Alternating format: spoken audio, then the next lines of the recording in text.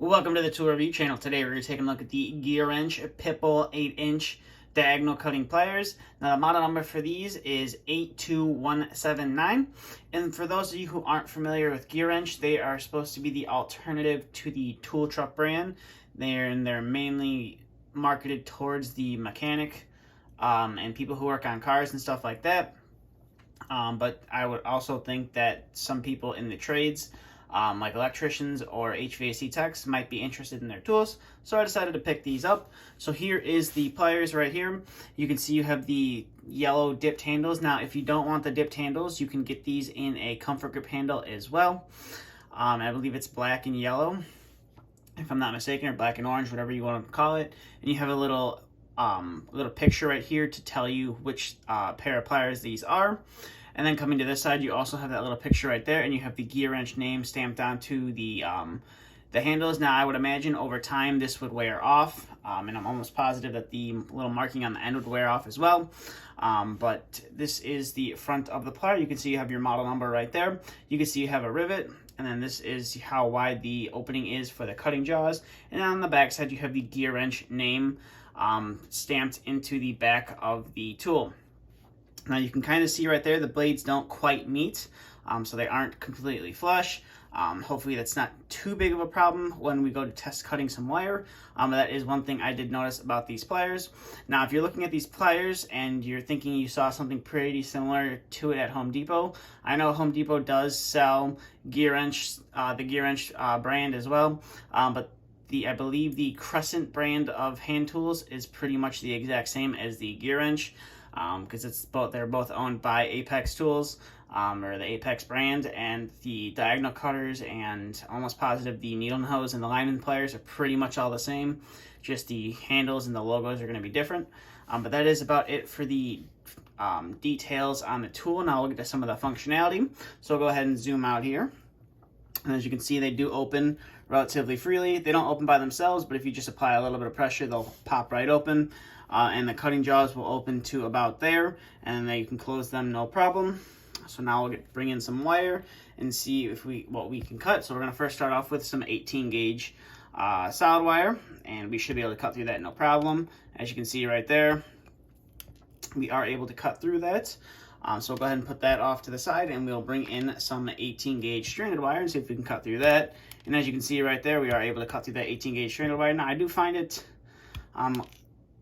as you can see right there, it doesn't quite cut the insulation all the way around the wire. So I do find with the smaller gauge wire, you do have to pull the wire away. So now we're going to bring in some solid wire. So we're going to bring in some 14 gauge solid wire right here and see how well we can cut through that. And as you can see right there, again, they do kind of struggle cutting, but again, if you just pull away, it has no problem cutting the wire. So that was 14 gauge. Now I'll bring in some 12 gauge wire right here. I'm going to go ahead and see how well we can cut through that. And as you can see right there, we're able to cut through that 12 gauge solid wire, no problem. So go ahead and set that off to the side, and we will bring in some 14 gauge stranded wire and see how well we can cut through that. And as you can see, we have no problem whatsoever cutting through that 14 gauge stranded wire. So we'll go ahead and set that off to the side, and we'll bring in some 12 gauge stranded wire and see how well we can cut through this. And as you can see right there, has no problem cutting through that thicker gauges of wire. It's just those really small, thin gauges of wire it does struggle with a little bit. So here we have some 10 gauge stranded wire. We'll go ahead and cut through that. And as you can see, you are able to cut through that no problem whatsoever. And it's a pretty smooth cut to go ahead and go through that wire. You don't really have to use that much force. So we'll go ahead and collect all that wire, or at least most of that we can. We'll clear it out of the background, and we'll bring in our next wire, which is some 14-2 with ground, and see if these have enough to get through this 14-2 Romex wire. And as you can see right there, they have no problem whatsoever getting through that Romex wire. So we'll go ahead and set that off to the side, and we will bring in some 12-2 with ground Romex wire and see how well we can cut through that. And as you can see, you can cut through that no problem whatsoever. You obviously are going to have to use a little bit more force than the 14 gauge and all the other wires, but you are able to get through it no problem. Now, since these are being marketed towards the automotive mechanics, I would figure that the cutting jaws are going to be hardened, so you should be able to cut through bolts and pins and stuff like that. So I got a couple screws right here. I'm going to see if we can cut through these. So this is a 632 screw. I'm going to see if we can cut through this guy. And we'll go ahead and cut this off. And as you can see right there, we cut through that screw, no problem whatsoever. So now we'll bring in our 832 screw and we'll see if we can cut through that as well, as easy as we cut through the 632 screw. And you definitely have to use a little bit more force, but as you can see, you are able to cut through that screw, no problem. And I don't really see any damage, as you can see, to the jaws. Just some, leftover metal shavings and stuff like that. But overall, they were able to get through those 2 screws. So I would definitely think that the cutting jaws on here are hardened to last cutting through some harder material. Now, I don't recommend you go, trying to cut through some super hard material, but as you see, they were able to cut through this stuff.